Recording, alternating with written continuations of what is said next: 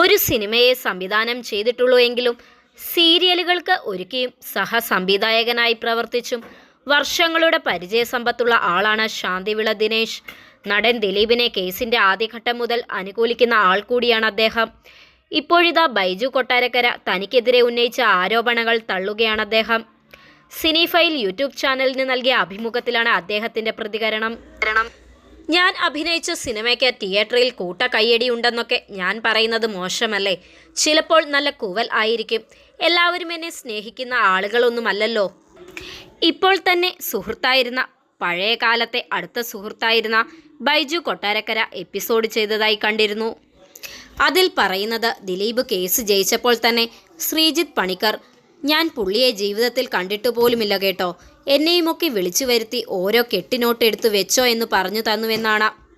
ഇവിടെ ഇരുന്നു കൊണ്ട് തന്നെ ഫോൺ ചെയ്തു പറഞ്ഞു, നാദിർഷ, ദിനേശേട്ടൻ വന്നിട്ടുണ്ട്, ഒരു സീൻ പുള്ളിയെ കൊണ്ട് ചെയ്യിക്കണം കേട്ടോ.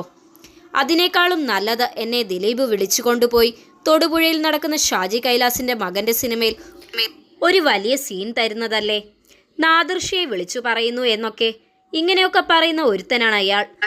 നിങ്ങൾക്ക് എങ്ങനെ വേണമെങ്കിലും വിലയിരുത്താം, പക്ഷേ നടിയെ ആക്രമിച്ചതിൻ്റെ ഒറിജിനൽ മെമ്മറി കാർഡ് കാനഡയിലെ ഒരാളുടെ കയ്യിലുണ്ടെന്നും അത് ഉടനെ കിട്ടുമെന്നും ഒരു പ്രമുഖ ചാനലിലിരുന്ന് പറഞ്ഞ ആളാണ് അയാൾ. അയാൾ എന്തും പറയും. അവനെ പോലീസുകാർ മച്ചമ്പിയായിട്ട് വെച്ച് നടക്കുന്നത് കൊണ്ട് ഒരു പോലീസുകാരനും വിളിച്ച് കാനഡയിൽ നിന്ന് കാർഡ് വന്നോ എന്ന് ചോദിക്കില്ല. അതുകൊണ്ട് ലൈസൻസ് ഉണ്ട് എന്തും പറയാൻ. റിസർവ് ബാങ്ക് ദിലീപിൻ്റെ വീട്ടിലാണെന്ന് തോന്നുന്നു. എനിക്കൊക്കെ ഒരു കെട്ട് നോട്ടാണ് തന്നതെന്നാണ് പറയുന്നത്. ആർക്കൊക്കെയോ കൊടുത്തു. അതിൻ്റെ വ്യക്തമായ തെളിവ് അവൻ്റെ കയ്യിലുണ്ടെന്നാണ് പറഞ്ഞത്. ഇവൻ തെളിവും കൊണ്ട് നടക്കുന്ന ആളാണ്. ഏത് കാര്യം ചോദിച്ചാലും തെളിവ് പറയും. ഞാൻ സംവിധാനം ചെയ്യുന്നതൊക്കെ കൊറോണയോടെ നിർത്തി. ഇനി അഭിനയിക്കണമെന്നൊക്കെ ഞാൻ ഉദ്ദേശിച്ചിട്ടില്ല. കാരണം യൂട്യൂബ് കൊണ്ട് സുഭിക്ഷമായി ഞാൻ ജീവിക്കുന്നുമുണ്ട്. 2 ലക്ഷത്തിൽ കൂടുതൽ സബ്സ്ക്രൈബേഴ്സ് എനിക്കുണ്ട്. റീച്ചിന് വേണ്ടി എന്തും കാണിക്കുന്ന പെൺകുട്ടികളോട് എനിക്കൊന്നും പറയാനില്ല. എനിക്ക് പറയാനുള്ളത് ദീപകുമാരോടാണ്. നിങ്ങൾ സത്യസന്ധമായി ജീവിക്കുന്നവരാണെങ്കിൽ പോടി പുല്ലേ എന്ന് പറയണം അവരോടൊക്കെ. എന്നെ എങ്ങാനുമായിരുന്നു ഇത് ചെയ്തത് എങ്കിൽ ഞാൻ മറുപടി കൊടുത്തേനെ.